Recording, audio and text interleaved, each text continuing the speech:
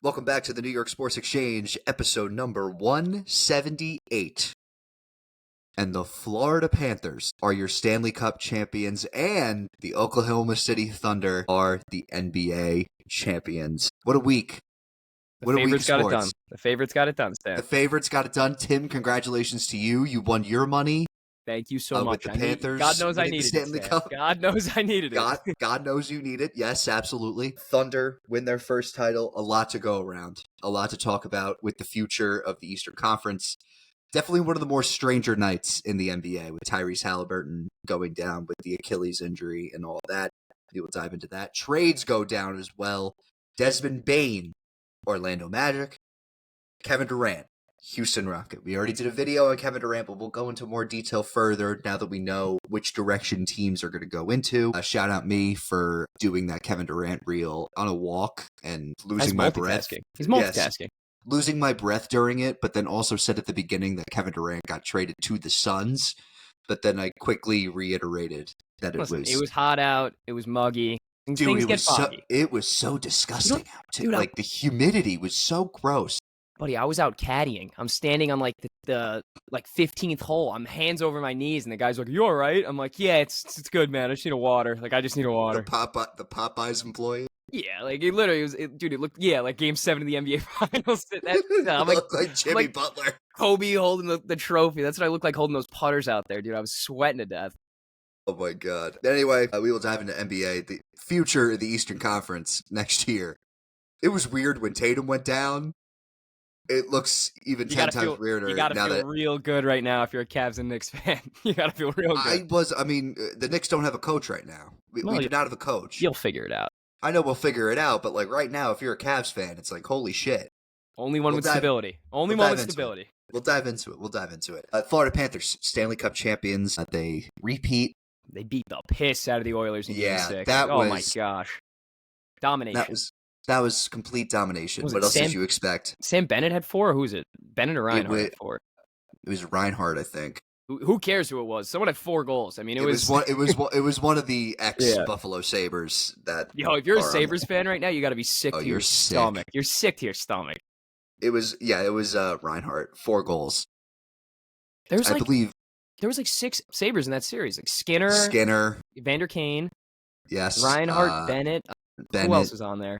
Dude, there's even more coming off the bench. I mean, it was just, it was a mess. If you're a Sabres fan, you just got to be sick to your stomach. But congrats to Florida again. Yes, we will discuss the future offseason plans, free agency draft coming up. NHL draft coming up. This week, 4 days. Islanders have the first pick. A lot of moves can be made. NBA draft is Wednesday. We're going to dive into some NBA draft. I'm so excited. I told Tim I have an Excel sheet of a big board, and I cannot wait to share it. I'm very excited. He's all ready. I'm very excited. He's more ready than half the NBA teams. I'm probably more ready than the Knicks, who I don't even think have a pick in this draft. They don't need one. They don't need one necessarily, but I mean, it'd be nice. It'd be nice. Actually, no, we do have a second-round pick. I lied. Jeez, you're going to score big. Kobe Bryant. Just saying. We need a knockdown 3-point shooter. That dude sees the rim 5 times the size than everybody else. Jokic was the second-round pick. You never know. That's true. That's very true. Baseball. Ooh, tough. Man. June swoon for the both of us. Yankees are kind of coming around, but still, it's the June swoon for both of us. Yankees lose 3 out of 4 to the Angels. They take 2 out of 3 against Baltimore. We lose Yarbrough with a mild oblique strain. So that means young Alan Winans, who is 8-0 with a less than 1 ERA in AAA, will be getting the start tonight against Cincinnati. Not ideal. Not ideal, but, the stats look good. But yeah. I will... this is a call-up and go-down kind of situation, I feel. Yes, it is. Absolutely. Yes. Because, Agent Zero, Marcus Stroman, he finds a way, somehow finds a way back on our roster. Yeah, but Winans making his debut tonight. We've said before that the gap between AAA and the major leagues is very wide. It's a lot bigger than people think. It's a lot bigger than people think. The Mets get swept by the Braves. They lose 2 out of 3 to the Phillies. And now they play the Braves again. They play the Braves again in Citi Field. They got swept by Tampa before that. That is also true. Yeah, thanks a lot, Tim. Yeah. Well, you know what, Stan? It's a June swoon for both of us, but at least you guys aren't losing like divisional matchups. I mean, if we go get swept by the Braves again, I don't know what direction we're going in. That was our first division series win since like April, though.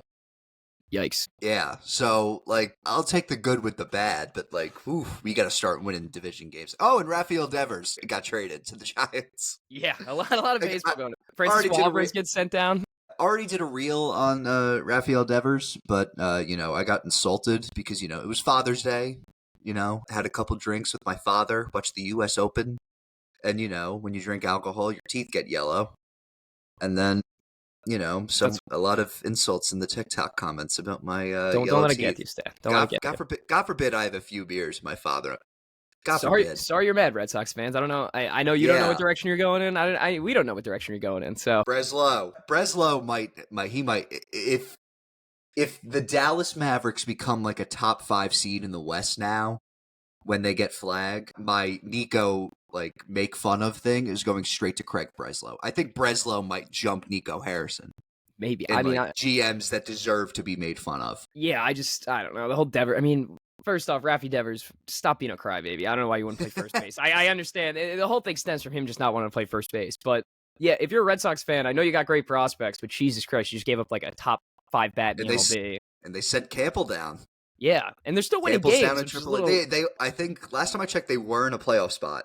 Yeah, I don't think they are now, but I don't think that they are now. Do they move Durant now? I'd leave that conversation to Craig Breslow and company. Yeah. He'll get a better package back than Jordan Hicks, hopefully. Yeah, still one of my favorite memes ever. Now that the Red Sox have Jordan Hicks. If I can find this. When he was with the Cardinals and he was still a reliever, they posted He should still be a reliever. I agree. He should still be a reliever. Oh, yes. Jordan Walker, Jack Flaherty, and Jordan Hicks discussed what wearing 42 means to them. This was on Jackie Robinson Day. And then someone said, Jackie would shit his pants if he saw Hicks throw a 103 sinker and then take 3 more pitches and then walk to first. Pretty much how it goes every single time. That is the Jordan Hicks experience. Yeah, I'm going to throw 105, but it's not going to be near the zone, so don't swing. I remember, oh my God, when he was a free agent, I wanted him so bad. Everyone did. So I was like, Matt Blake can fix him. No one can fix him. And then the Giants signed him to that contract, and they're like, oh yeah, he's going to be a starting pitcher. It just everyone was like, what was he 1-6 with like a 6 before he got hurt? I mean, he's not. Last year he wasn't terrible. This year he sucks. Sucks.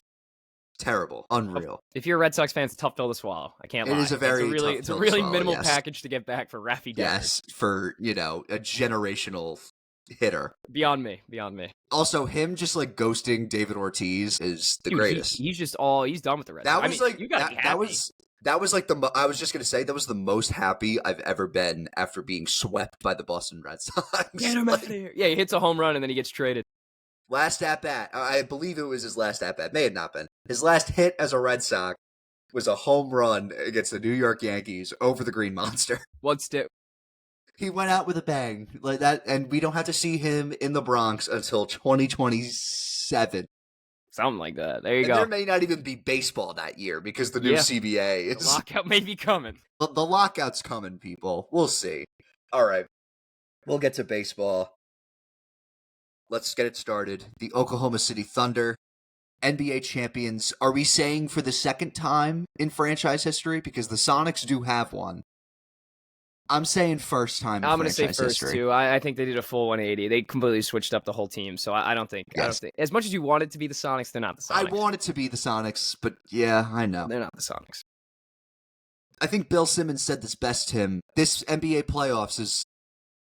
What I'm going to remember from this NBA playoffs is going to be the team that didn't win it. Because the Pacers just had so many ridiculous comebacks. And also, their star player tore his Achilles.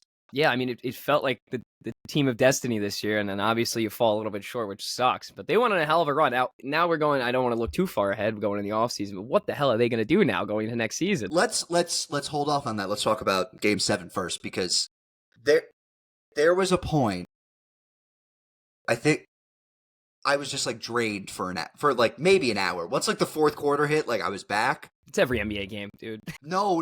But I was just drained just because I was oh fuck, Haliburton's hurt. like he's done. Like you lose your star player for until 2027, more than likely. There was still like a little part of me where I was like, oh my God, the Pacers, like this would be the ultimate like sacrifice devil magic moment. They get it done. Where He gets Tyrese Haliburton goes down. They get it done. He gets his ring, and it's like, okay, he's out next year, but we have the ring. Like it almost felt like, and even when they cut it to like 10 points in the fourth quarter, it's like, oh my God, like this is the most like Aaron Sorkin Disney movie writing where it's like they just come back from this absurd lead. And the thing is, like, it's true. Like it could have happened. But it didn't. I think it all kind of comes down to, Haliburton getting hurt. He's their leader. I mean, that's just what it is. Like Tim, I know, but Tim, the Pacers were winning at halftime. They were up one. There was like a point at halftime. I was like, wait a minute, they're fucking winning. Right, I know, but you got to like. It's just one of those things where it's like the leader of the ship goes down. It's like we could steer it and stay on course for a little bit longer, but obviously things are gonna soon to fall apart. I just you lose a guy like that who, when it came to those clutch moments, Stan, he was the guy. I mean, look at the Cleveland series, look at the Knicks series. He hit those big shots, and now you get to the moment where it's Milwaukee series. Yeah, Milwaukee, and now it's 10 points, and you're like, well, we don't have him. What are we gonna do? And this is what happens. Now, I don't want to be a dick. That's exactly what happened. I don't want to be a dick, but tough shit, dude. Like I'm so sick. Cavs got hurt. Celtics got hurt. Tough shit, dude. This is what happens. Tough shit. I'm sorry, but if you're an Indiana Pacers fan, I have no comment. Yeah. But like, are we really? just like you sent me a meme yesterday. Not me. I was hacked. I was hacked. But anyway, we're seeing like an epidemic, almost like an epidemic of Achilles injuries. Is it the low top? Is it the low tops? I don't think it's a low top. Like that's what everyone on Twitter's saying. It could just be like the wear and tear of the body. They play too much basketball. I think it's the AAU, but I don't think Dame really accounts to this because he got drafted in 2012 and AAU basketball wasn't what it like. The Achilles is literally. Yeah, I was just gonna bring up that point. The Achilles in basketball is like the UCL in baseball. And we've seen it. We saw it with Dame. We saw it with Tatum. We saw it with now we just saw it with Haliburton, Kevin Durant. I also found it so funny, and it was very obvious. I mean, the report was already there because Lisa Salters was talking to Haliburton's father while he's having the worst moment of his life. Maybe don't speak to him. Yeah, maybe give it a moment. Your son is out of basketball. Your son is out of basketball for the next year and a half. The trajectory of his career is going to change. How do you, what's the update? Like, come on. How you feeling? I just found it so funny that ESPN during halftime, like the halftime report was right there, and people were already shitting on the pregame because it was just Stephen A. yelling. Oh my gosh, he got called out too. I loved it. Yeah, I cannot wait for Peacock and Amazon like that. I cannot wait for Peacock and Amazon. But Bob Myers, like the constructor of the Warriors dynasty, was in a familiar situation in 2019, and no one even thought to ask him, like, hey, like, Bob, you were in the same scenario with Kevin Durant, and you rushed him back. And even though he was, I mean, there is a difference here. Haliburton played through it. Kevin Durant was, like, out for a month. Yeah. And then he came back, and then it was, yeah. But you didn't think to do that? Like, no. I mean, they don't know what the broadcast has been awful. It's been terrible. Like, it's been nothing short of awful. They know they're on their course, though. Yeah, I like the new Amazon crew, though. I'll give them that. It's Taylor Rooks, Blake Griffin, Dirk, Steve Nash. That's the pregame crew. Guys who played hoops. There you go. That's a good crew. That's a good crew. I know Carmelo is on the Peacock crew. I think he's. And I'll say this, during the Olympics, I really like Noah Eagle and Dwayne Wade. Liked him. I loved them a lot. I think Dwayne Wade would be great for the game if he was a broadcaster. Dwayne Wade was awesome during the Olympics. And I thought he was good. I thought he was going to be terrible. Like, I'll start with that. I was like, the first game of group play in the Olympics, and I saw Dwayne Wade, I was like, I don't know. I don't know. You know He's what just though? going to talk about. All these ex guys are great. I mean, I don't want to flip it to baseball, but Daniel Murphy was in the booth this year for SNY, and he was fantastic. Yeah, all the former players do well. Yeah, David Cohn's a great listen, even though ESPN freaking ruined him. Another good one. I'm very happy that ESPN's get like Rob Manfred put his foot down. ESPN's really just down the drain. Manfred put his foot down and opted out of the TV deal because he was like, I hate how you guys cover the sport. Like, they do a terrible job. I absolutely hate it. Damn Apple TV and the Oakland A's. Apple TV has gotten better. I'll give them the benefit of the doubt. Apple TV A's are still killing me. I think she's good. I just think that voice is like her voice is like nails on a chalkboard. I feel bad. Yeah, because like she makes the good call. It's just that her voice is like, oh my god. Remember how bad Leah Hextall was? Oh god, San Jose. I will always look back to the San Jose shootout. And it's then the worst. Save. Like that's it. Like, and that's that's the game. Okay. No emotion. No emotion whatsoever. But oh my god, it's real. I just think that this McAfee era, and I love McAfee, but like this like McAfee era where they just had to like lay people off. Like that's what happened with Mark Jackson. That's what happened with Van Gundy. They laid the wrong guys off. And they laid the wrong guys off. I mean, who else? David Pollock meant nothing on game day, but like, it's still, I just like they laid the wrong guys. But all right, again with the ESPN, I'm gonna ask you this question again, Stan. Where do the Pacers go from here? What does the next year look like for them? I mean, we have to dive into the Thunder first, but I'll start with the Pacers. Am I crazy enough to think that they could definitely? And now think about this: they recently made a trade with the Pelicans and got their 2026 first round pick back. So are they like, hey, let's just like Warriors this and like kind of just like lay low, get a draft pick, and then we have like a star-studded rookie? Because although the plan went completely south and they're like, okay, we just drafted James Wiseman, now we have Steph and Clay back, like let's just run it back. That didn't go well. But they could do that. I mean, let's think about it though. This team's still good without Haliburton. I know, but are they championship level good? I don't think they're championship level good. They need Siakam to step up, and there was like a 5-minute period of time where Siakam was nowhere to be found, and he was on the bench, and Chet locked his ass up. Right, so is he really number one? I think he is. I mean, it's one game. I know it was the most important game of them all, but still, it's just one game. He's been there before. You know, he is one of the only people on that Pacers team that actually has a championship ring. Right, but he wasn't the number one option there either. He was like 2 or 3. But still, though, it was like, holy shit, this Pascal Siakam kid. Like, all right. he's so pretty you think fucking him and good. Miles? I mean, the East is pretty banged up. So you think him and Miles Turner got a shot? I know. Listen, Orlando with Desmond, free agent. No, they're gonna have to bring him back. Yeah. I would assume that they would bring him back, and we could get to the Orlando trade soon. But let's talk about because I have a whole theory with the Eastern Conference right now where I'm just like, holy shit, like it really could be anyone. It could, like it really could be anyone. The Thunder first championship in franchise history. I believe Shea joined Michael Jordan and Kareem to win MVP, scoring title, Finals MVP, and like average 30 a game in the finals. Nuts. Like that's pretty elite. No, I'm kidding. Oh my god! I was texting Cliff Carty. I was texting Cliff earlier, and he was like, "Yeah, I'm still taking Brunson over both of them."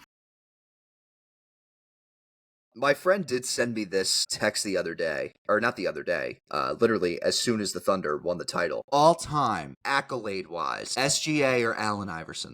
He's got. I don't know. He's got the ring now. We are frozen. Oh no, this isn't good. You hear me? Yeah, I hear you perfectly. There you go. He's got the title now. I mean, I'm kind of gonna have to lean towards SGA. He's got the title. They're both 3-time first-team All-NBA, both MVPs, and the All-Stars are different, obviously. Shea's got a long way to go. He does have a long. The defensive. I mean, overall, like the points and like the numbers are there for Iverson, but the percentages are there for SGA. If you put Iverson on this team, will they win the finals? Iverson, maybe. See, like, yeah, that's kind of the question. Like, maybe, right? But every Jordan had their Pippen, so fair enough. I mean, Jalen Williams. Yeah, you really love that beer after the game. Where's the tequila? That was the other Jalen Williams. Oh, yeah, there's so many of them. There's 3 of them. It's just so funny to me. And honestly, like, if I'm being honest, like, there was a point at the half where I was like, holy shit, no one's doing anything other than SGA. Like, Lou Dort, there is not, when he's cold, there's a 3-pointer that he doesn't like. There is never a 3-pointer that he doesn't like. Like, he's going to chuck him up. Jalen Williams wasn't really hitting the shots. I believe it was the most, like, 8 of 20, like, Shea shot 8 of 27 from the field or something. I may be exaggerating that. No, 8 of 27. 8 of 27 from the field. Probably the greatest 8 of 27 game I think I've ever seen. Yeah. Yeah. But then there was another point where, what do you call it? Oh my God, I'm blanking on my thought. Oh, when Shea had 5 fouls. He had 5 fouls in the fourth quarter, and it's like, holy shit. And and McConnell was like all up in his grill. Yeah. Like, if he draws an offensive foul here, who's getting the ball? Because the entire offense in the second half, up until the big run, the late surge, was really give it to Shea, get everyone clear out. Like, holy shit. Right. But we've seen that. I mean, that happened in multiple games this regular season. But... And also, am I crazy to think that this, like, I know it's a complete team. They have everything. They're young. Mm-hmm. Second youngest team to ever make the final. I believe they're the youngest team to ever win the finals, or second youngest team to ever win the finals. But still, I left that game, and I know they won, but it's like... They're beatable. They're beatable. And there's a reason why this went to 7. Mm-hmm. But I think now... Well, they had a Mickey Mouse run to the final, dude. How many injuries did they deal with? I mean, Aaron Gordon got hurt in Game 7. You know, the other 3 games, we can't just ignore the other 3 games. And also, it was Minnesota, and I'm not counting the John Morant injury, because they were sweeping them with John Morant or not. You never know, man. You never know. They were sweeping him. But we've seen. They were sweeping him if John Morant was playing. I mean, going to Boston last year, their run to the finals was, I'm not going to say, again, Mickey Mouse, but they were dealing with injuries that they were playing against the whole finals. Haliburton got hurt. I believe he missed the final 2 games of the conference finals. Series, they were completely banged up. So it's like, I don't know. From what we've seen, That's seems what like happens. But it's just what happens. OKC had Curry get hurt too, but like, let's not act like the 7-seeded Warriors were going to make a run here. I know, but I'm just saying, Quentin like, Post is your backup 5.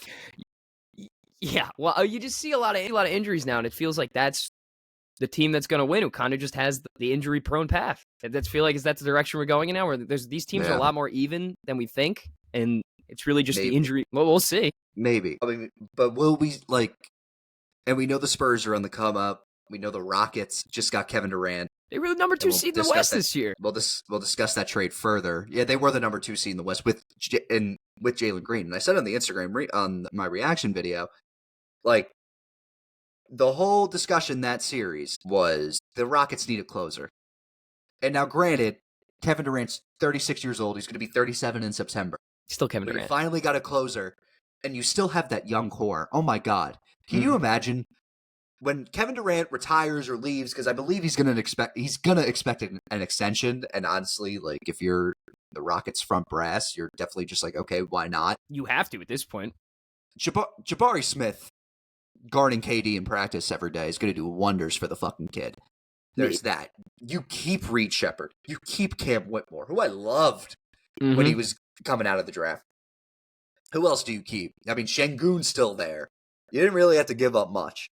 Yeah. And you still have a solid young core of guys, and it's like, okay. And our thing, too, was, is Jalen Green really that guy? I mean, we were talking about this going back. That is, yes. So. We'll see. Are we seeing like a little mini not like, are we going to see them again? Because we've seen the trend. Rockets? It's going to be Rockets Spurs. No, the Thunder. What do you think? Is this like a one-time thing? I think. Because here's the thing. Like, when the Nuggets won the title, if I were to tell you, like, the Nuggets will never be back here, they will get knocked out to, like, who would be closest to a title? The Denver Nuggets or the Oklahoma City Thunder, who were a play-in team. But the thing with the Nuggets, it was like, holy shit, like, Jokic and Murray are how old? They're this young? Like, for sure they're going to be back. And they're not. They haven't made it back to the conference finals. The Celtics are sort of following that trend, where it's like every NBA champion that has won, I believe it's like within the last 5 years, they get knocked out of the second round the year after they win a title. I think it's really going to depend on who the matchup is, because the West is only getting better, and then they're still so much better than the East. But the thing with the Thunder is, listen, they're so young. They're only going to keep getting better. You have another year of all these guys under contract. I think next year is probably going to be run it back. We'll see if we can maybe make that push to finals, which I think they can. But after next year, it's a lot of these guys you got to sign. And can they keep all of them? That's kind of really the big question for me. Well, here's the thing. So the Thunder, 13, technically all of their guys are still under contract.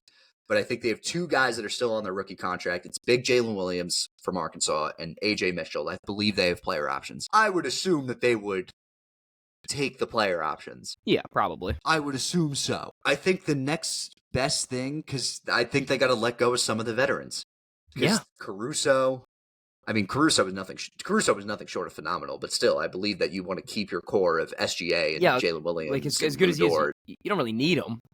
Yeah. His minutes are only going to dwindle down. So Isaiah Hartenstein, you signed in free agency.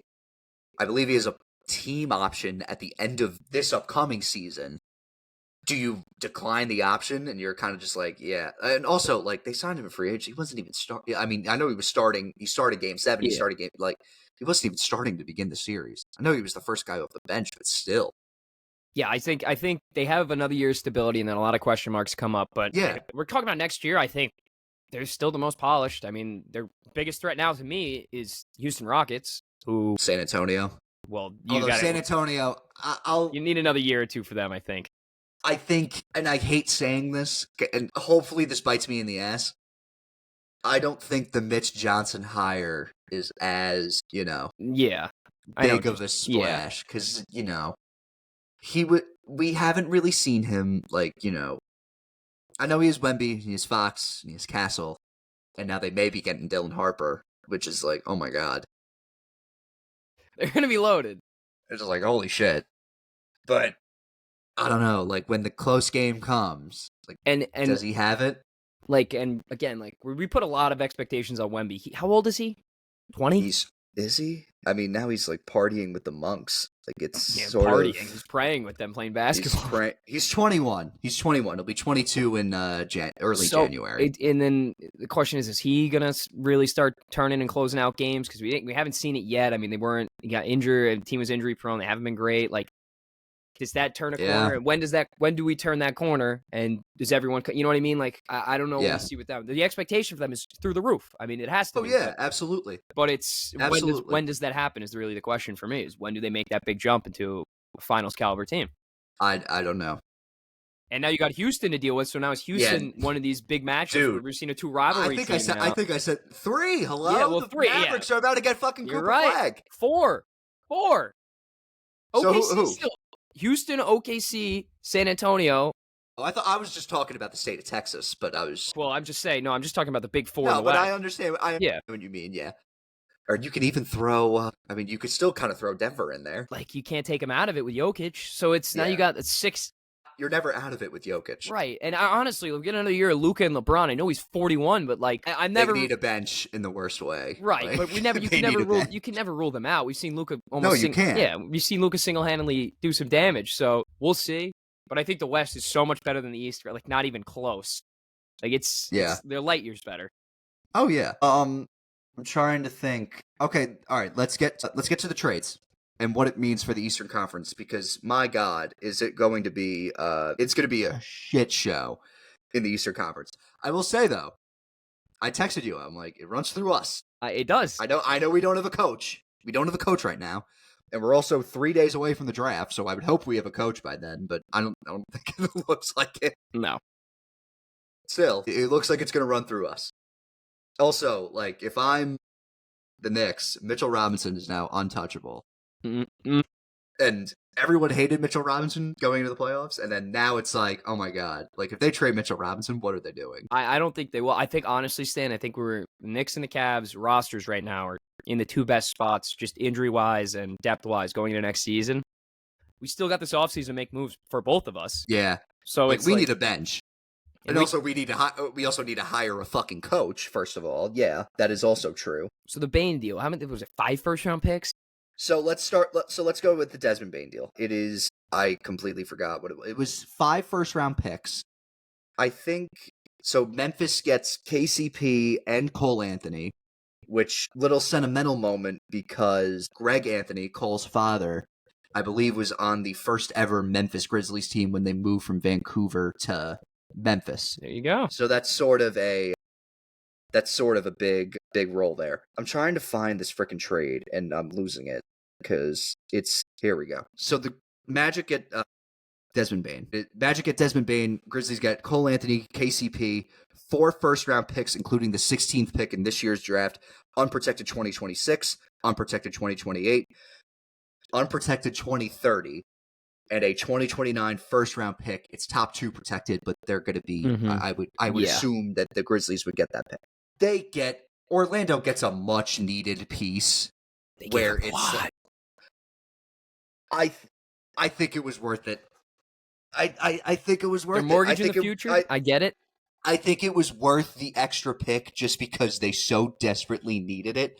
And now with the Eastern Conference being as wide open as it is right now, the guy's shooting 43% on catch and shoot threes in his career. He's going to be getting a lot of them. He's going to be getting a lot of them, but still, like, when you're that consistent in hitting shots, and they Orlando was the worst 3-point shooting team. I know. Since the last year of, like, the Kobe's retirement year.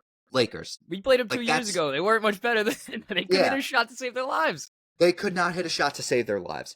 I think that now you have, and Franz Wagner's been inconsistent. You have a rising star in Paolo Banchero. Not even rising anymore. He is a star.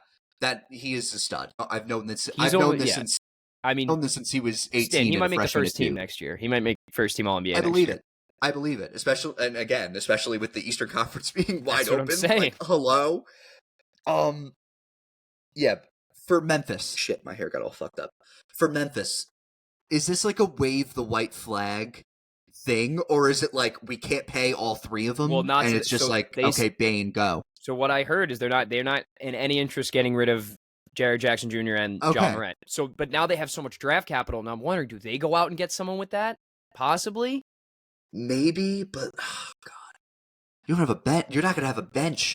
Do they maybe just trade picks to get some guys to put on the bench? I mean, sign some bench pieces. I don't know. I don't really know where they're going. I don't. I mean, the best team they had is when Dylan Brooks was there, and it's kind of gone downhill since. So yeah, we'll see. And we'll get to Dylan Brooks.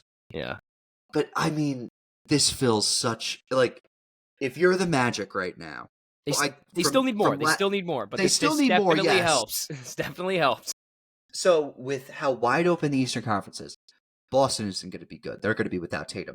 Indiana's still going to be good, but they're not going to be. They're not going to be like as the threat they were this year.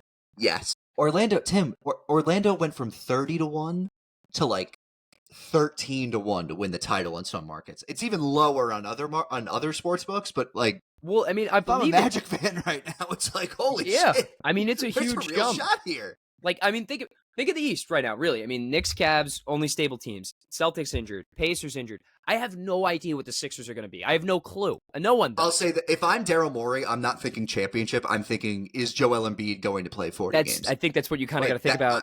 I think that is... Game.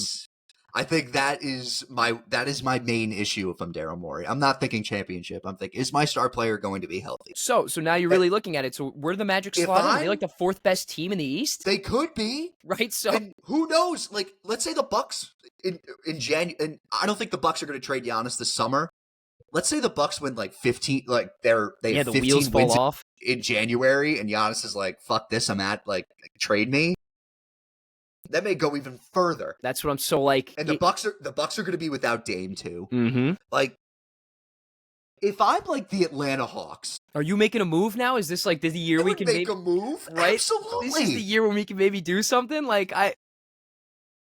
We have a star point. We have Trae Young. We traded for Dyson Daniels and Zachary Reese-Sachet have to be the best. Probably not the best, but they're up there with some of the best wing combos in the league. Yeah, defensively. Yeah, defensively. Because, we still have Mikal Bridges and OG Anunoby. Yeah. Onyeka Okongwu was incredible this past year. Like, could the Hawks make a move? I'm thinking of other fringe play. Like, I know it's stupid, but like the Bulls? Like, yeah, Josh Giddey finished the year fantastic. Now you got Josh Giddey's Josh Giddey's going to get paid. That's what. So like it's going to be ridiculous, but still. So now Giddey's going to get paid. The East this year is crazy to me. And then you got to look to the West, where some of these teams in the West are like, listen, it's so hard over here. We're going to have a shot. Do we go into rebuild mode and now we start selling? Guys, so I think there's going to be a lot of flip-flop this offseason. I know the Magic made a good move. A lot of picks for Desmond Bane. Here are the teams that like really, I think, the Heat and the Raptors deserve nothing because the Heat didn't want to trade Nikola Topic. No, Jovic is on the Heat. I think so. It's not Topic. Is it Jovic? It's Jovic. It's Jovic. They didn't want to trade Jovic, Highsmith, and Jaquez.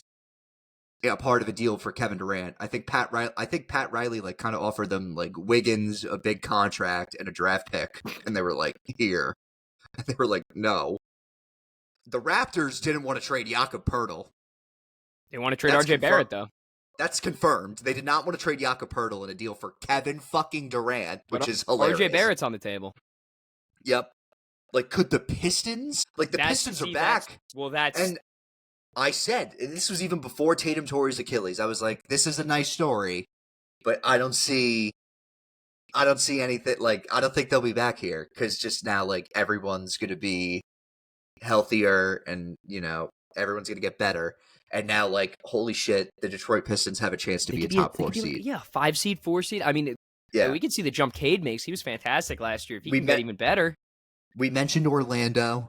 Like, Orlando could be, now they have Bane. This is a dark horse team, and don't get me wrong, I may get crucified for this, depending on how the year goes for them. Let's just say the Charlotte Hornets draft Concaniple.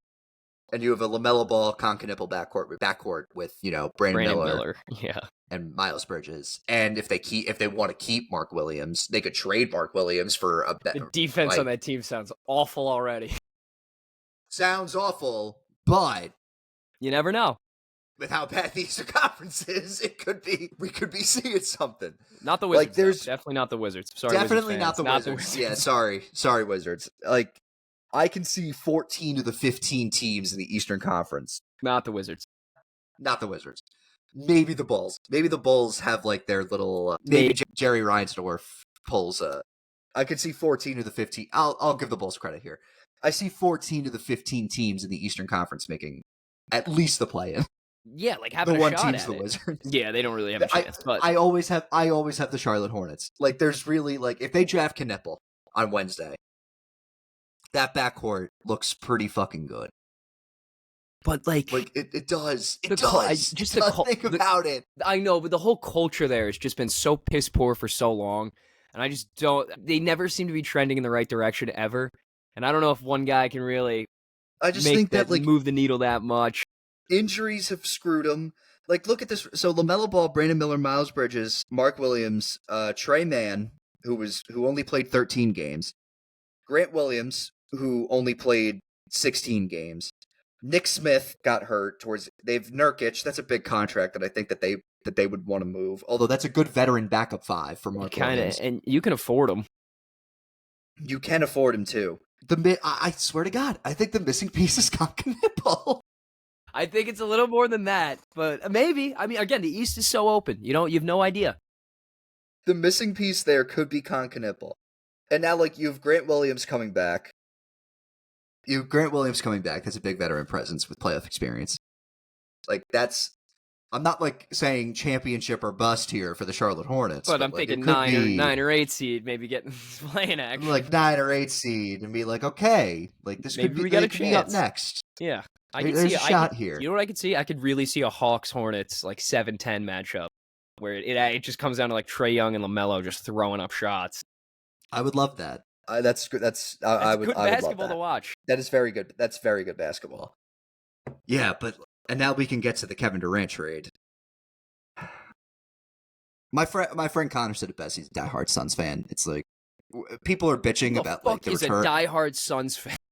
He is a diehard Suns fan. I thought there weren't any. Oh, there's a diehard Suns fan in the Northeast. Think there's a diehard Suns fan in Phoenix. Oh my God!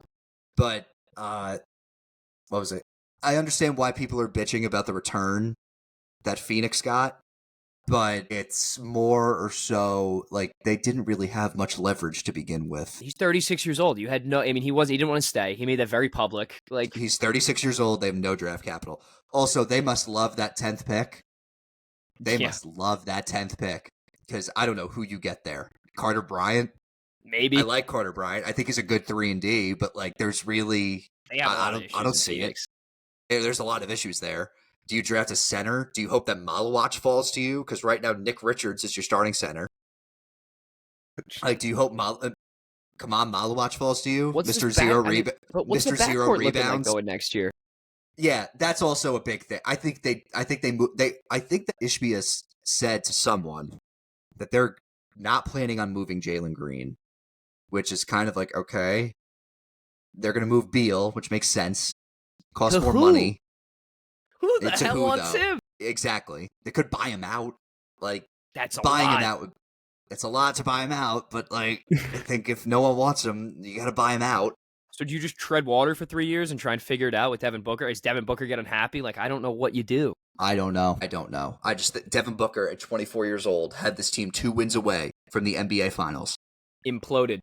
They imploded. They're like, here's Jalen Green. If you're Phoenix, I will say, though, I like the Dillon Brooks edition because, Jordan Ott, I mentioned before on the reaction video that, he was the defensive architect of the Cavs. And, he's very defensive-minded. And why not get, one of the better defensive-minded players in the league? I still think Dillon Brooks has something. Sucks at defense. I know, Jalen Green's terrible. But I will say, Phoenix finally got Dillon Brooks. Do you remember the story?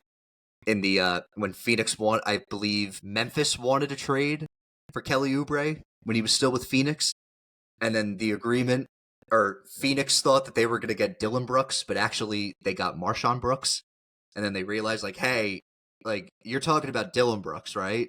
And then Memphis was like, no, Marshawn Brooks, and then Phoenix was like.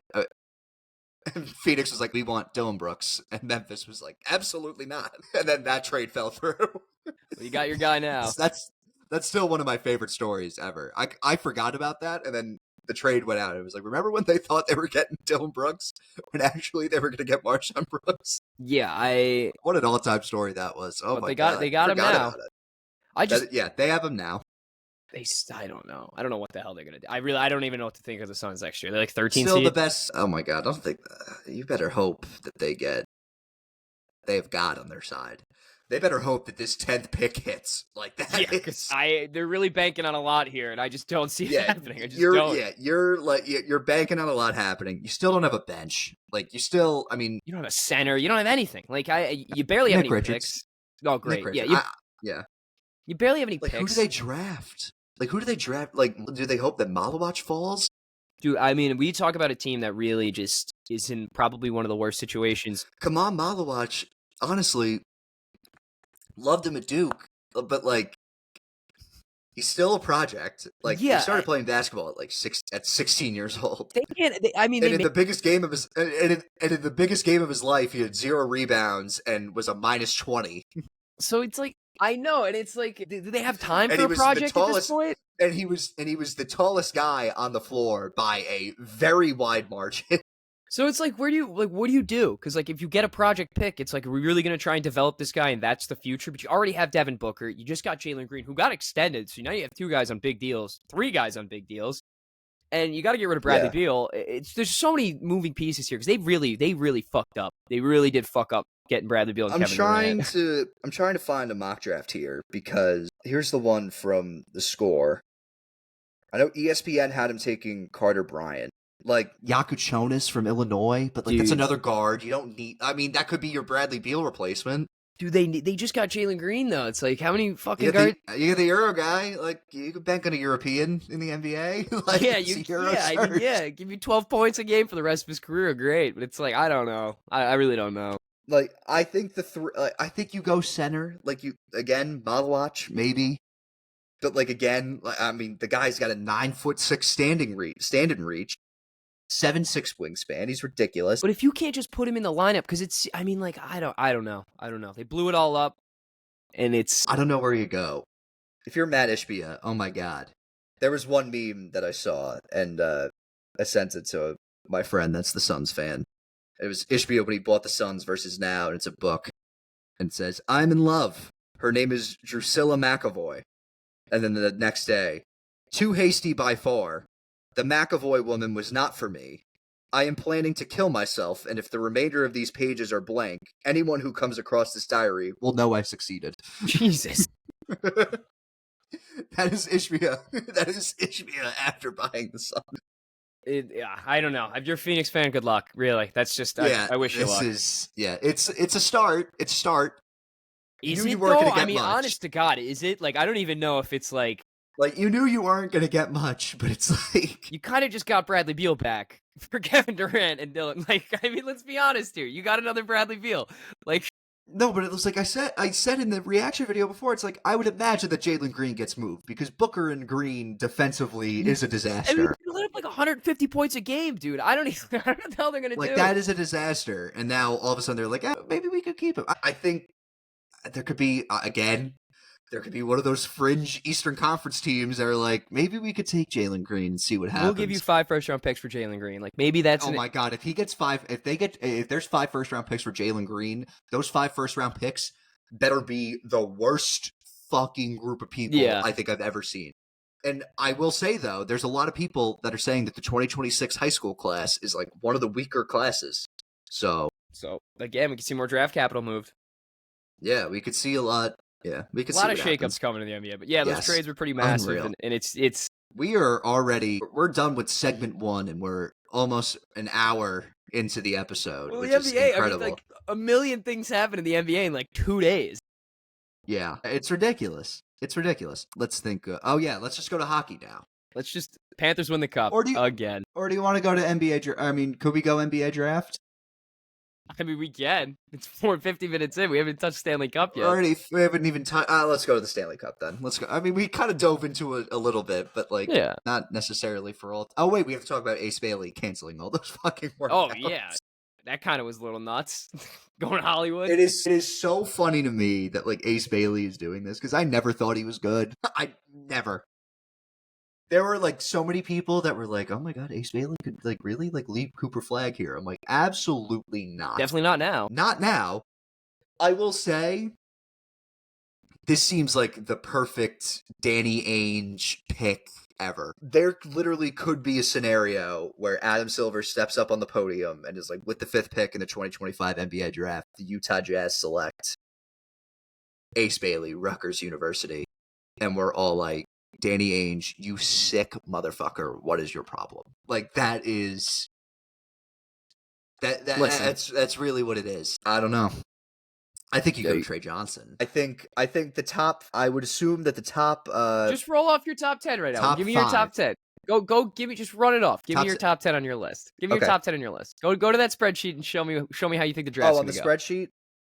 Give me how you think the draft should go. Okay. Let me offload the Sheets app on my phone, because I haven't even opened it yet. Yeah, we'll rip this quick. Well, I'll give you 10 minutes. Go 10 minutes of you going through this. Clear number 1 is Cooper Flagg. Like, duh. That's not a question. Like, this is... You don't even have to watch basketball to know that. You don't have to watch basketball to know it. He's clearly the most generational... I think he's the best generational talent that we've had in this draft since Zion Williamson. And now my freaking app won't work. Paolo, maybe, but I don't think Paolo got enough love. Still doesn't. We could agree to disagree. Still doesn't. That is also true. We could agree to disagree there. Thank God I have it opened on my phone. Let me switch a couple, and I don't know how to switch on here. Fun fact. Maybe? Nope, screwed that up. All right, anyway. Can't just grab the corner of the cell. Whatever. Comms major. All right, number 1. Clear number 1, I have Cooper Flagg. Upside. Outstanding shot, like, playmaker, first, like, he's the most well-rounded. He's got every single tool you want as a basketball player. It is without saying. It's without saying. Player comp, I see a little, and this one's been thrown around a lot. I see a lot of Andre Kirilenko. It's a mix. I see a mix of Andre Kirilenko and Scottie Pippen. Okay. You could see it. Yeah. You could see it. 3-point shooting with good defense, size, mobility, good vision. Absolutely. Yes. Number 2 on my board, Dylan Harper. Ball handling, crafty finisher. There's, of course, ridiculous upside there. Player comp, I have, this is funny, but it makes sense. He plays like his father and brother, but 10 times better. Like, there's really no, he can get to the paint at will, has a mature offensive game. The Spurs really like him, even though teams are sending God knows what, or offering God knows what, and they're still not taking it. I would assume that with the pick not being traded, I would assume that they're going to take Dylan Harper. Number 3, I have VJ Edgecombe. Human highlight reel. Absurd. Athletic. Mm-hmm. Great off-ball defender. He's a dog. Like, no doubt. Natural athlete, elite offensive and defensive playmaking abilities. Easily the most athletic player in the draft. My player comp for him, he is a much, much better Kentavious Caldwell-Pope. Okay. I can see that. He could shoot the 3, kinda. There's a little bit. I mean, he's much more athletic than KCP than he ever will be. But yeah, Almost like Paul George. Nah, he's smaller than Paul George. He's only 6'4". How much? But Paul still, George is 6'7", 6'8". Yeah, 6'8". Yeah. Number 4. I have Trey Johnson from Texas. My player comp is scores like Allen Houston, but athletic like Michael Redd. But I think now I'm saying, like, this is the greatest version of Eddie House I think you'll ever see in your life. And you're like, oh my God. Like, he's the best pure scorer in the draft that I've ever seen. I mean, he can't finish around the rim to save his life. But if you were watching Texas during the college basketball season, he is the most NBA-like scorer. He was the most NBA-like scorer in college basketball, without a doubt. The threes that he was hitting were ridiculous during the SEC tournament. There was a point, he kind of got Texas to the NCAA tournament. He kind of saved Ronnie Terry's job for the 2 weeks that we thought that his job was saved, and now they have Sean Miller. But still, I like Trey Johnson. I have him over Knippel, and we can get to Knippel. Great feel for the game. I feel like we say that a lot about a lot of people of his archetype. Great floor spacer, playmaker. My player comp for him is Gordon Hayward and Wally Szczerbiak. I mean, the offensive Hayward. Yeah. The offensive potential is through the roof. He's mentioned it before. He's a great floor spacer. I did mention before that I think that he could be very good next to LaMelo Ball. Like, just from a floor spacing standpoint. What am I on? 5. Sorry. No. 6. Ace Bailey. There's upside. He's a pull-up threat. Off-ball defense. Athlete. Like, outstanding athlete. Another Rudy Gay. My player comp, I have T-Mac and Jaden McDaniels. I could see the Jaden McDaniels. Yeah. There's boom-bust potential. I just think that he needs to be more consistent on defense. You know, there were games where he kind of just, like, took over at Rutgers, or was like, okay, yeah, like, this is the top prospect that we want to see. But there were other games where he put up fucking stinkers, and it was ridiculous. Number 7, I took Carter Bryant. And there's a lot of people on there, because I made this a couple weeks ago, where I'm like, okay, like, there's maybe this guy, but Carter Bryant, 7, off-ball defense, athlete. Great spacer, great shot blocker. I put Devin Vassell, Trey Murphy, Trevor Ariza, Keon Ellis. You know, he's a prototypical 3-and-D. He's a good shooter, menace in the open court. Like, there's a lot there. I mean, I could see the Suns taking him. Would it work? Maybe, considering that, you know, who their coach is. And he could learn under Dylan Brooks there if the Suns take him. At number 8, I have Kamam Malawach. I mean, it's all there. 7 feet, 7'7" wingspan. He's a lob threat, defensive anchor. There's upside. Still a project. JaVale McGee. I put Mark Williams, another Duke guy. He reminds me of early Mark Williams, the freshman year Mark Williams. There was a lack of offensive production and playmaking with Mark Williams his freshman year at Duke that reminded me a lot of Kamam Malawach. But still, the elite shot blocking is there. Teams are going to bend over backwards for that.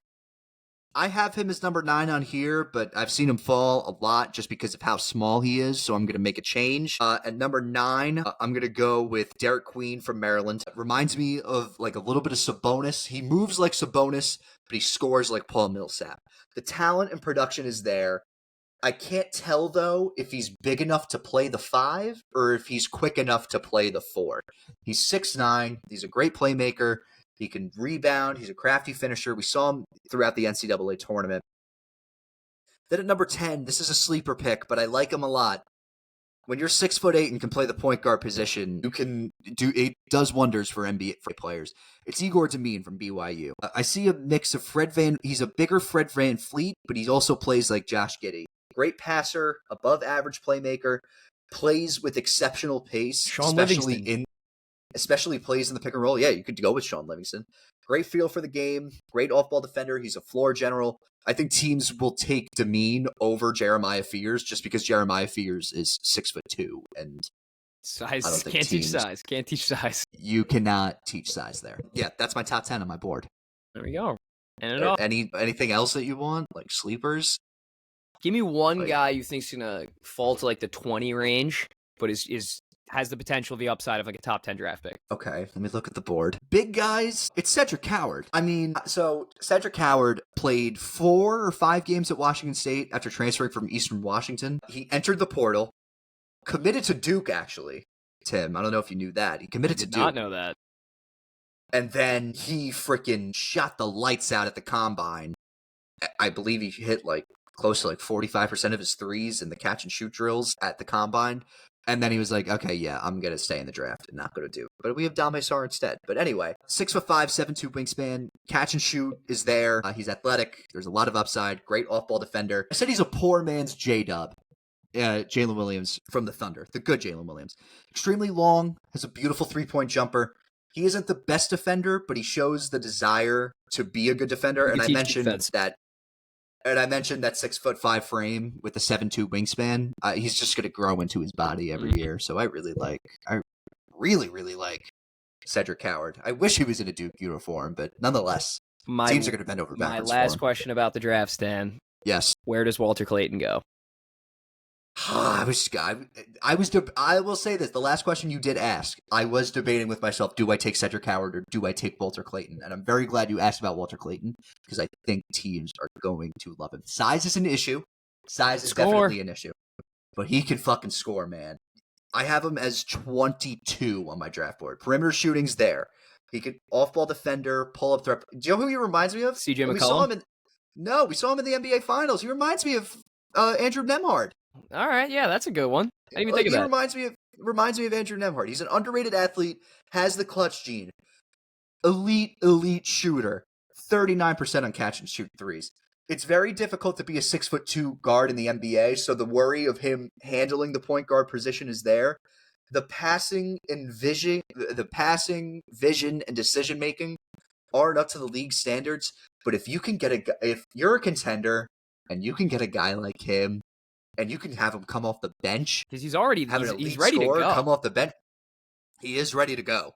So we'll see. But oh my god, it's gonna be an interesting draft. There, it's gonna be a very interesting draft. What are you doing Wednesday, actually? Because I was thinking of doing a live stream for the draft, but if you're working, I can exit out. Exit out of the plans. I'm probably working Wednesday, but I'll let you know because it might rain Wednesday. It's not until 8:00. So there's like. Oh, I should probably be able to get to work for that. Yeah, we could do something for the draft. Maybe. Let me see. Let me check the weather. It says Wednesday, no rain. But they moved to Thursday. Yeah, but you know what? If it's still that hot, I don't think anyone's going to play golf. Yeah, that is also true. My whole job is weather related. It's all weather related. Yes. Mine is too, kind of. Yeah, you're right. It is. You're right. Yeah, if we think about it. All right, enough draft. We're already an hour in. Oh my god. We got another draft coming up on Friday too. Yeah, there's another draft. This is going to be something. Florida Panthers repeat as Stanley Cup champions. I think we could just scrap baseball. I think we already talked about it. I'll do baseball real quick for you. Ready? The Mets need to figure it the fuck out real quick because if they drop another series to Atlanta, I'm going to be real pissed. So there you go. That's my baseball talk for the Mets right there. Get healthy and figure it out. Yep, fair enough. Sam Bennett wins the Conn Smythe. Not a shot. Stay or go. Stay or go. I think he stays. Yeah. Brad Marchand. Stay or go. I don't think anyone wants to leave this team, dude. I don't think anyone wants to leave Florida. I don't think anyone They have the money to keep most of them, too. I don't think anyone wants to go. I think the odd man out here is Aaron Ekblad. He's been the odd man out. I think he knows he's the odd man out. Yeah, he wants to stay, too. Like I don't think he can. Because seriously, and we know like how difficult it is for teams to three-peat, but like if there's a chance for a three-peat, it's this team. I mean, I do not see any other team in the Eastern Conference making the final. I don't. They weren't even like healthy. I mean, Matthew Tkachuk was in with like a destroyed leg. He could barely walk. Yeah, it, like tore his adductor muscle or something like that. Knees not even like connected. It was ridiculous. Yeah. Stan, I just don't the only like. team. Stan, this is the only team, and then Kachuk said it himself too in the postgame, and we talked about this going into the postseason. It's just the Battle of Florida. If Tampa beats them, then Tampa wins. If Florida beats them, then Florida wins. That's what it is. Yeah, like it's exactly what it is. Again, I just don't see a team other than a team from Florida winning the Stanley Cup next year. Like, if I'm being completely honest, Man, like we know Carolina's playoff history. We know. I mean, Toronto's losing Marner. They're probably going to lose Tavares, if I'm not mistaken. Unless he takes like a team-friendly deal. Yeah, I don't think that's happening. Who else? I mean, who else is there in the Metro? Well, Washington's really not that much of a threat, no. And then the Devils made the playoffs last year. I know they were hurt, but I don't think they're anything special. And then it's either going to be Tampa or Florida. Like, that's what it always is. Boston's not coming back. Montreal's young. They're not very good. It's these two teams. They're just Florida's so polished. I don't know how else to say it. Like, they do everything right. They hound you. They get pucks in the neutral zone. They win battles and they score goals. They do it at a consistent rate every single game. Yeah, and they never take a shift off. Nope. So they don't. Tough. So the rumors have been swirling surrounding number 97. You got to take. Is it going to happen? I mean, we're like a year away, but like his wife just opened a bar downtown, and Leon re-signed for 8 more years. I don't necessarily think it's going to happen, but I think they're going to have to make a lot of promises to him if they're going to keep him. I think they're going to have to like committing to a solid goaltender. I think that's sort of the first is like, yeah, we're going to go out and get someone for you. And I also saw that John Gibson wants to go to Edmonton, but I would not assume that Edmonton would want him. He's a little older. I mean, he'd be, again, like, you could flip it. I don't know if anyone's beaten Edmonton out of the Western Conference. So now you're like, do they go back?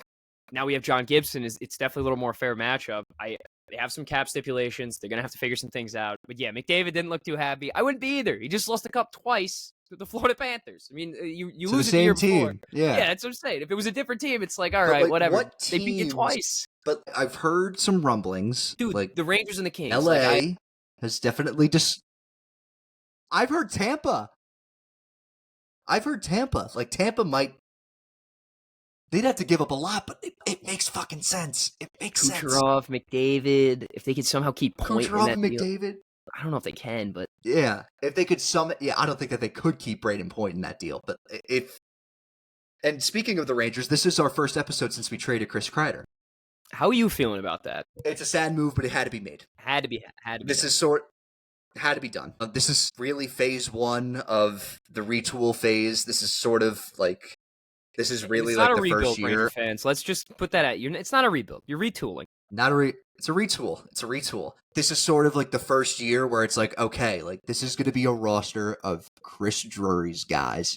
And it's like Chris Drury picked these guys. And I'm sort of happy about that, if I'm being honest. Because I feel like and I know he's got a lot of shit this year. I know with the extension, the whole team, the whole organization got a lot of shit. Now it's his team. And I'll be honest, the reason why they kept him, I mean, 2 Eastern Conference Finals in 4 years, like, that's got to account for something. Good resume. That's a pretty good resume. That's a good resume. So, and I know he's been the punching bag. Look how long Lou Lamoriello stuck around. We got 2 Eastern Conference Finals appearances. He stayed for like 5 more years. That's also true. So the Ducks retain Kreider's whole salary. Rangers get Casey Terrence, who I kind of like. I saw the tape. I kind of like him a lot. Dump, but yeah, I guess you get something back. You get something back. So now what's next? It seems like the Rangers are going to move Keandre Miller next. And I think that stylistically, with Keandre Miller and Mike Sullivan, it does not make sense. Nope. At all. Nope. In the slightest. And now, with free agency coming up, if you want to dump that money now, we can invest in Will Cooley. Also on Will Cooley, I know, nothing's been done yet on him, but it's sort of I believe, and I know nothing, I believe it's more of okay, let's wait and see what our cap situation is, and then we'll go to you.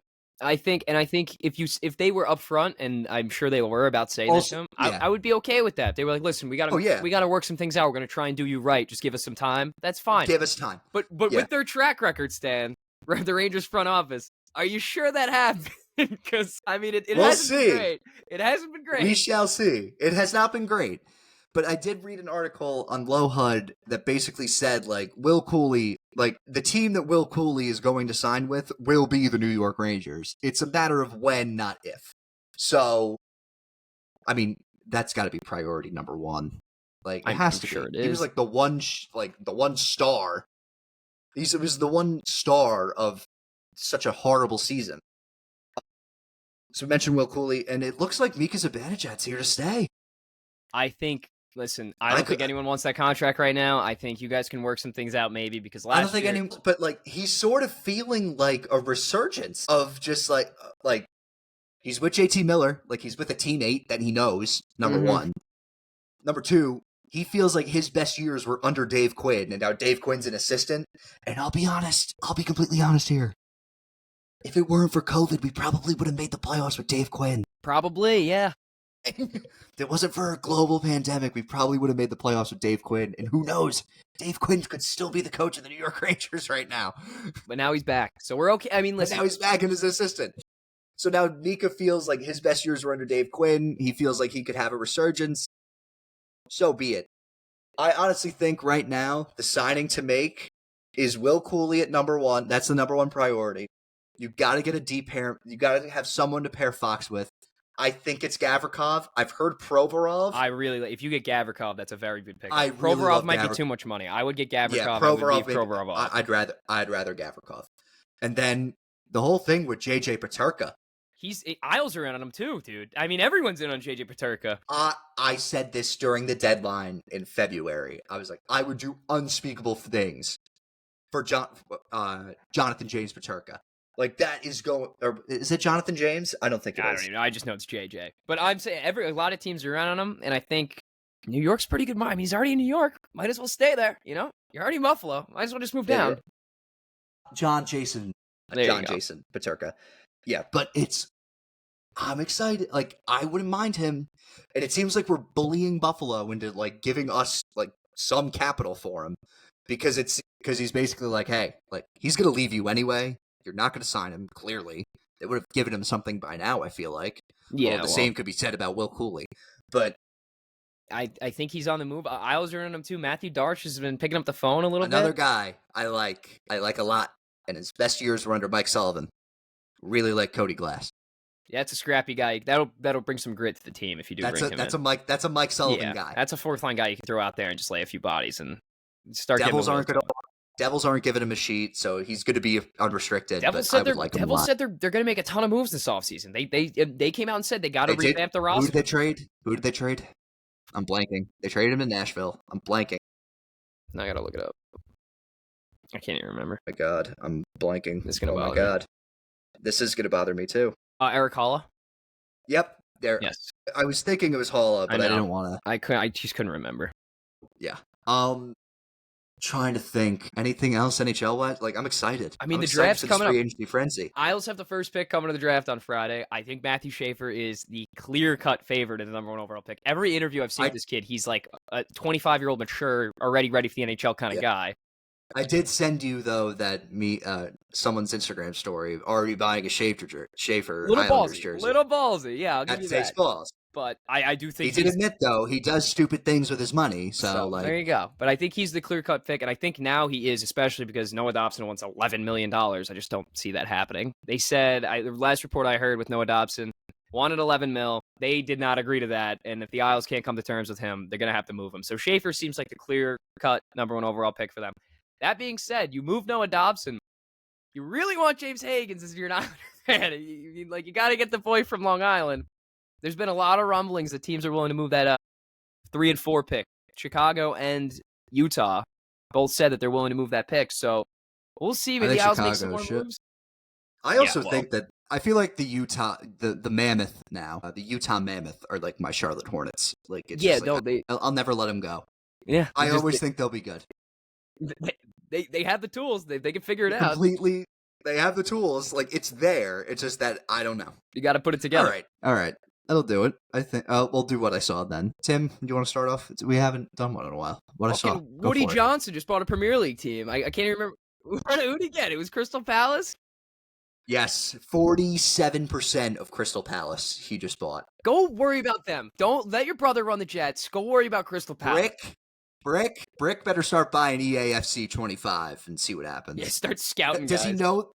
Does he know that there's no like deadline? Like there's no trades that exist. Like you could just buy them. That's why he's in the league. It's his dream. Just buy them completely. Oh my god. I have 3 what I saw is 3. Let's see. First one, Stranger Things. Remember when we used to do Stranger Things episode recaps? Or Stranger Things recaps? Yeah, way back. I never Way watched. back when. So I never watched it. Remember, I was the one who never watched it, and you guys were talking about it. Yes. I finally watched it. You want? Well, What do you didn't. think? I didn't watch seasons 1 and 2 because they were so fucking boring. But 3 and 4 are all right. So 1 was awesome. Season 1 was pretty awesome. Season 2 I'm was telling very... you right now, try and rewatch season 1. You're just gonna be like, this fucking sucks, dude. I'm not 12 years old anymore. I'm gonna do like the countdown. Like I'm gonna start like October 27th. Is it? I saw something on TikTok that was like, if you start like October 27th, and then like by the time that you finish all 4 seasons, it'll be the premiere day of season 5. I will say though, the premiere days are fucking diabolical for the volumes. So there's 3 different volumes. New Year's Eve is one of them, right? Volume 1 is like the day before Thanksgiving. That's fine. Okay. Volume 2 is Christmas Day. Yeah, okay. You're home, maybe. Volume 3 is the finale, and apparently it's going to be like 2 hours. Like, it's literally going to be a movie. Yeah, I heard. Whoa, wait, hold on. What Ducks in happened? significant trade talks with Trevor Zegras right now. Hold on. I don't think they reported the team yet, but in the next couple days, Zegras might. And you know what, Stan? It's not crazy to say this, and it really isn't. He might be a fucking Ranger. I'm not even gonna rule it out. Keep him the fuck away from my team. Keep some tabs no on that. shot. If you don't get Paterka, I think you might get Zegras. I think keep tabs on him. But anyway, that's to interrupt. He could be traded as soon as this week. I think he's a Penguin. Penguin or a Bruin. I could see the Bruins. I could see they need to get younger. I could see that. They need to get younger. I think it's a good start. But he's a New York kid, dude. He's a New York kid. I'm telling you. Fox Lane. Fucking played him in high school hockey, dude. Go get him. Detroit? You know what? Maybe you're really throwing good teams around right now, Stan. Yeah, Detroit. Yeah, Yzerman's on the hot seat, and Larkin called him out. I could definitely see that happening. Like, it's a name. It is. It's a big. He was on the cover of NHL 23. It's a big name, dude. It's a big market name. It's a name. But oh my god, I think keep him away from the Rangers. I swear to God, if we fucking trade, if we're Keandre Miller for Zegras and a pick. I think we're giving him the first round pick. That's what I'm assuming. I don't think they want to give it to Pittsburgh. Yeah, I know. That's a bold assumption. That's a good assumption. I think we're at the point now, Stan, where Anaheim really just doesn't want him, and they're willing to just move. Also, they're sneaky old. Anaheim? Now that they have Kreider. Yeah. Yeah. Oh, they picked up a bunch of vets. Kreider. They got the young guys, yeah. Petrano. They have else? all ex-Rangers, by the way. You know what? You're running down the list. On the Rangers at the same time, by the way. Like, they have Quenneville. You're running down this list. It really makes me feel like he's going to be a Ranger, dude. You really, you're running down this list. I feel like he's going to be a Ranger, dude. This is clearly a you scratch my back, I'll scratch yours. Like, this is. Let's see what happens. You retained both all of Kreider and Trouba's salary. Help us out here. Here's a first. God, if it's the Rangers. As long as here's a first in Keandre Miller. That's really. We'll see what happens. Okay. 32 thoughts did come out. Elliot Freeman on the Rangers. He wonders if the Rangers could move up in the draft, but teams are expecting that Gavrikov is going to sign with the Rangers on July 1st. Okay. All right.